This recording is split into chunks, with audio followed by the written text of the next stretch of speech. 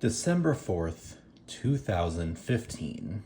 It is absolutely sucky to be a Nintendo fan, let alone a Nintendo fan that owns the console that can play this game, Xenoblade Chronicles X. 2015 was actually a pretty decent year for the Wii U. It was in like the 4 years that you could get one. It was one of the better years on the market, better than the year that followed it, 2016, which was absolute dog shit.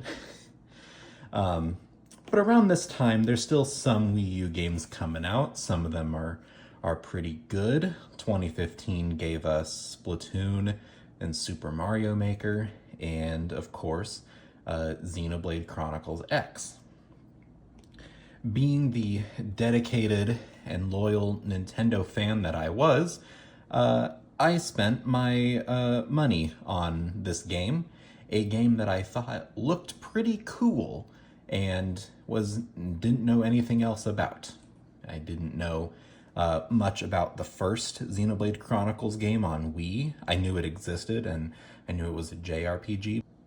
Being in my second or third year of high school, I was not into JRPGs or RPGs for that matter much at all. So why did I pick this game up?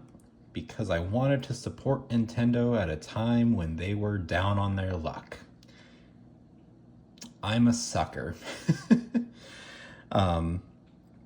So I hadn't played Xenoblade Chronicles on Wii at all. I never did play it prior to this game at all. So this was really my first experience actually playing the Xenoblade Chronicles games, and my entry point to the franchise.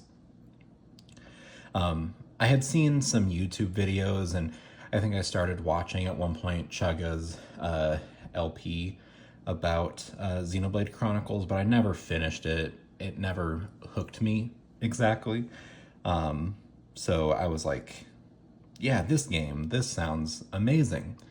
And so I picked it up and I put it into my Wii U and I played it for about 5 hours, had no idea what was going on, and did not play it past that point. So yeah, needless to say, Xenoblade Chronicles X did not entirely hook me,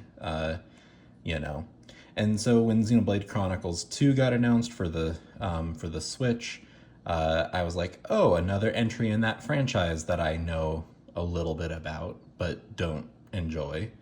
And then proceeded to not care about Xenoblade Chronicles 2 at all. And then when Xenoblade Chronicles Definitive Edition got announced for Switch in, I think it was 2019, I was like, oh, I should give that game a shot. And then I didn't for another 5 years. And then Xenoblade 3 also came out on Switch, and I was like, yep, I don't know anything about this. I'm perfectly content with Splatoon 3. And it wasn't until January of this year, of January 25, when I decided, you know what? I want to actually get into this franchise. And so I got the first game, Xenoblade Chronicles Definitive Edition on Switch. I booted it up. I played through the whole game, plus Future Connected. And, well, let's not talk about Future Connected just yet, but the base game was amazing. I put like 80-ish hours into it, thought it was amazing, and I was hooked. Future Connected was not good, but you can't win them all. And I just the other day finished Xenoblade Chronicles 2 with about 90 hours, and it was really good as well. I'm playing through Torna the Golden Country, and I'm hoping to wrap it up before this game gets another shot at life on a console that is decidedly not dead. Where this game has a chance to actually thrive, and I can actually appreciate Xenoblade Chronicles and Xenoblade Chronicles X more specifically for what the games even are.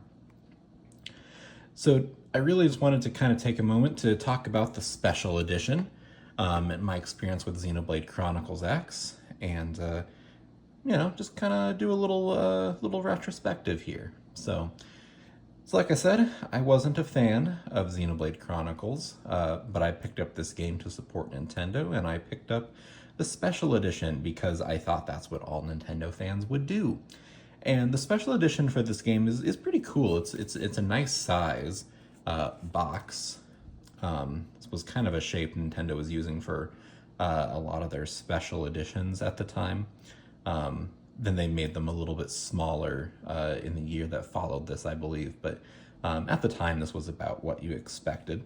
The top is raised, so if I move it around, you can kind of see the light shining off the mech or the skell that's on the front, and you can see the ring of one of the landscapes in the background. So it's a really cool box art. It's really cool in that regard. And of course, it says Xenoblade Chronicles X right there on the side, special edition. And round back, you can kind of get an idea for what the game's all about. So the Earth is gone, your new home awaits. Explore the strange vistas of a hostile alien planet. So plot of the game is basically you get to go around and explore planet Mira and I think fight some aliens. I think that's generally the plot. I'm sure it's a little bit more complicated than that, but the game was really focused on discovering and surveying planet Mira and letting you use that classic Xenoblade arts battle system.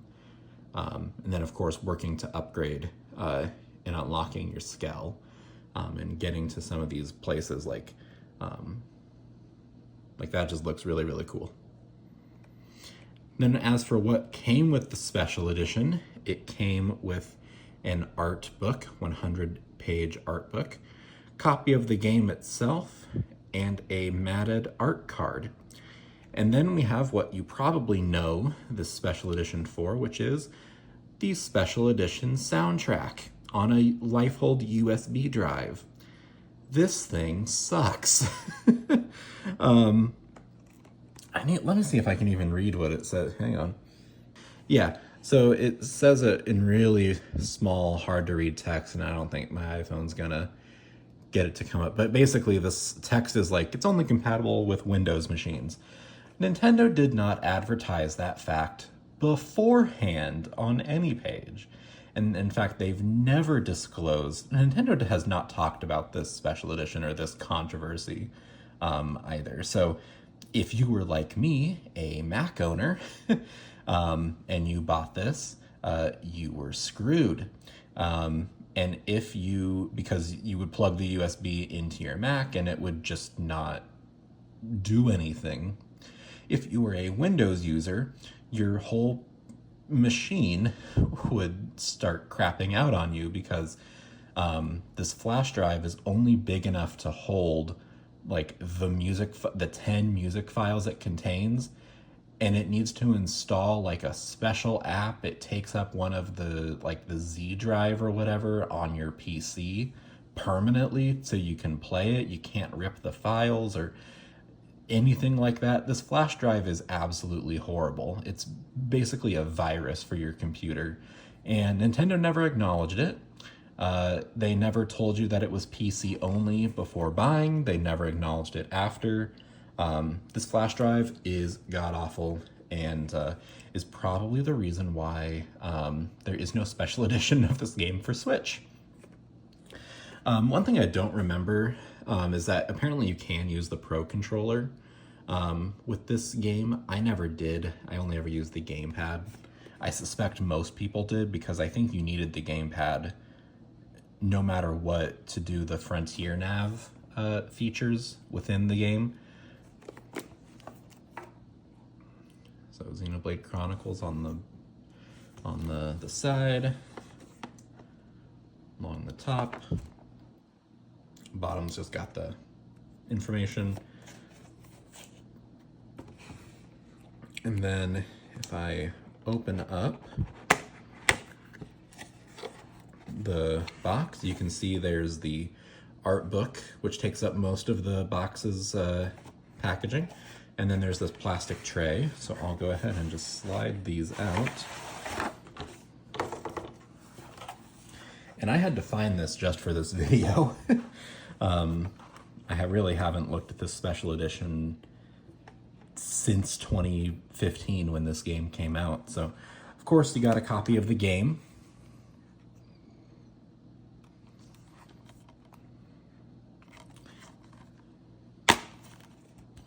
And was Nintendo still doing point cards? They must have, and I just don't have it. But, you know, disc art for the people who remember disc art. And this game did, the definitive, I think of the special edition anyway, had a reversible cover. So I'll swap that over. Oops. If you bought the standard release, I don't think it had the reversible cover art, but it may have. So much more reminiscent to the front of the special edition packaging with the skull on the front and the title in the corner, and then, you know, the same ring. It really it is the front cover art, just expanded. So that was the physical release of Xenoblade Chronicles. Here we have the matted art card, which I don't think I've ever removed from this plastic bag, but you've got kind of that ring from the front image. You've got your party, your player-built character here. I think this is supposed to be Elma. And is it Lynn, I think, is the other character member here? This, I think, is supposed to be Tatsu. And some boss. Final boss or otherwise, I couldn't tell you. Like I said, I played 5 hours of this game. On the back, I do think it says, oh, it has it's certificate of authenticity. Let me open this. Maybe I don't. I have not ever opened this, so maybe I won't open this, but I thought it said like number whatever of whatever. I might be mistaken on that, but yeah, it is an authentic art card. And here we have the controversial Lifehold flash drive. So it's not incredibly well detailed either for the game. It's got all these ridges on it. It looks kind of like a mess, honestly. And then you just slide this out, and it's one of those like little flap pieces. It's not like an actual connector, so it kind of like rests in your computer. It sucks. I hate this style of connector. It sucks. You know, I could never use it because I had a Mac, and for that matter, I still do. So yeah, this thing's garbage. Also, I'm not really just noticing this now, but I will point it out. The Lifehold suspiciously looks a lot like a core crystal.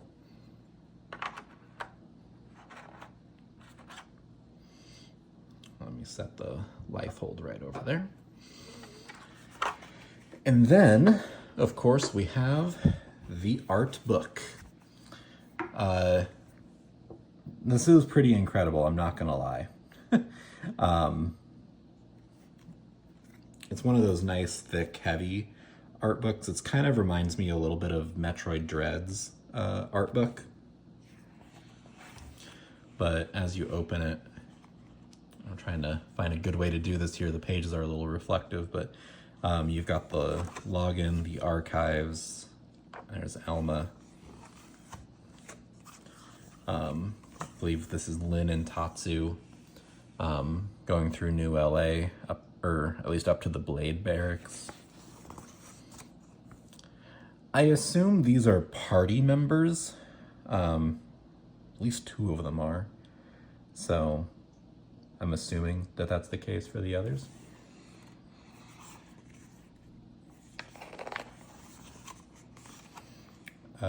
We've got who I'm assuming is some enemy in the game.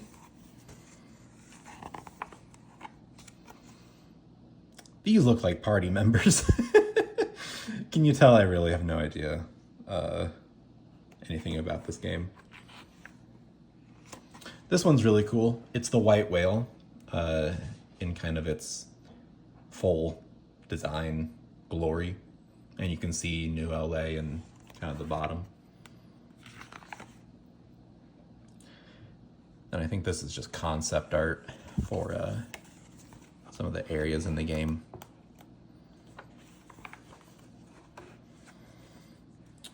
Some design sketches. This one is specifically labeled as being the Blade upper level.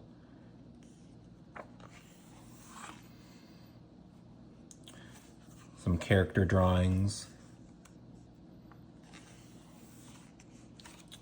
Character sketches. More character sketches here.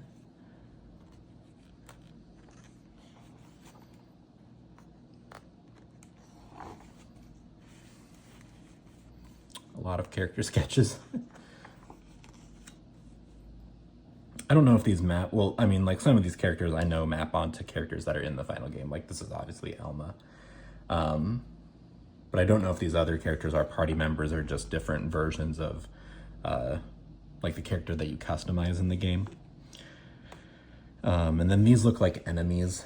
I don't want to go through the art book in super high detail just because if you ever get a chance to view this yourself or find a scan online, I'd encourage you to review it then. And you know, I don't know enough about this game to really contribute to it, so to contribute to what I'm looking at. So I'm just appreciating it really for the art that it is. This almost reminds me of Samus and her gunship. Even the pattern, the triangular pattern here kind of reminds me of that a little bit. And at the time, Nintendo really wanted Zelda and Metroid fans to get this game. And I was a Zelda person, but I didn't do any Metroid.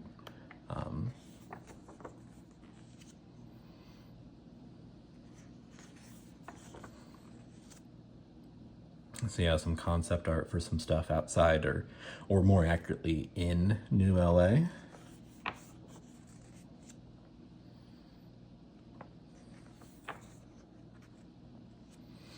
More character art. I assume these are enemies.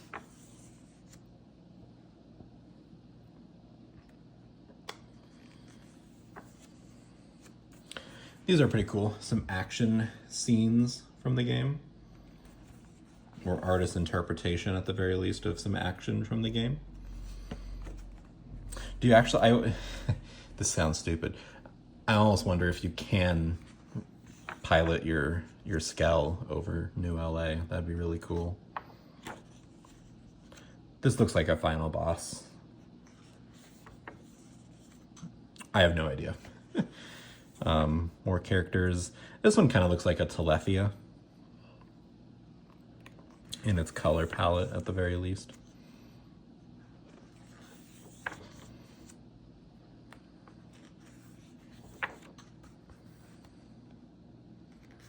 Tentacle dragon. Dire jackal. Jakul.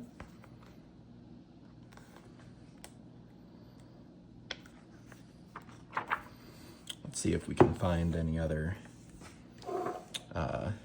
interesting. I mean, everything in here is interesting, but let's see if we can just kind of find some other ones.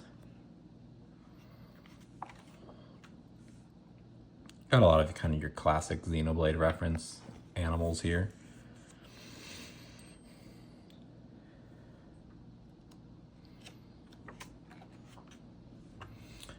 Yep, this classic image that we've seen kind of throughout the special editions marketing. And I think this is a little bit more used in the Japanese marketing than it was the Western.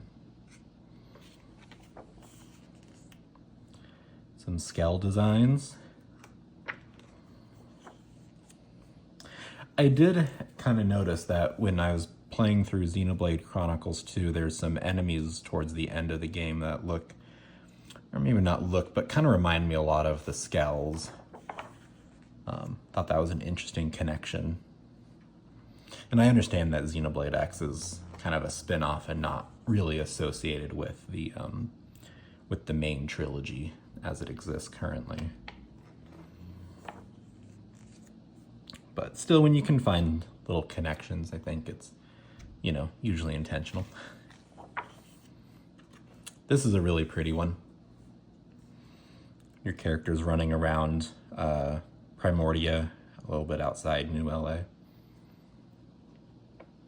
I don't remember all the areas' names. I know the grassy area is Primordia. I believe this is Noctilum. The other 3 continents, I don't know if I could tell you anything about them beyond, what they look like from these images here. And then the bonus content that's in the special edition, it doesn't fully sound like it's a new continent, but it sounds like it's like an area kind of underneath the continents. It's a little bit up in the air at the moment. And I think the less known about that, the better.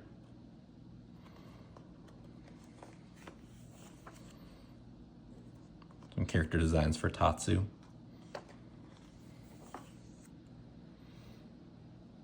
A lot of these screens kind of remind me of Metroid.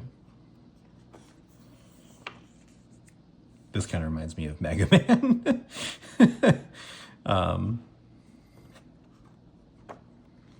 And we're kind of coming up towards the end here. So whenever Nintendo gives us art books, it's always very, very cool to see just how much artists are involved in kind of setting the tone and direction and interpreting that tone and direction for the games that they work on. So yeah, I don't have a whole lot more to add at this point beyond just kind of thanking you for taking the time to let me show you the Xenoblade Chronicles X special edition on Wii U and letting me reminisce on this collection. It's a little bit unfortunate that they're not doing a special edition for the Switch release, but it's okay. And then the other thing I'll mention is I remember it was, I think, the day of December 4th, that Friday, that this game came out. I had put it in for a few hours and I was, for like an hour. And then I had to go to work. I was in high school at the time and, I was just working a part-time job, but it was really snowy that day. And we ended up closing early and I was just so eager to get home and re-explore Planet Mira. And I made it out of Primordia to Noctilum and the desert continent. And then I didn't do anything else in the game. So, I'm looking forward to, in just a couple of weeks, getting to re-explore, this game, its world, and actually experience it properly and see what it has to offer. So, thanks for watching, and I'll see you next time.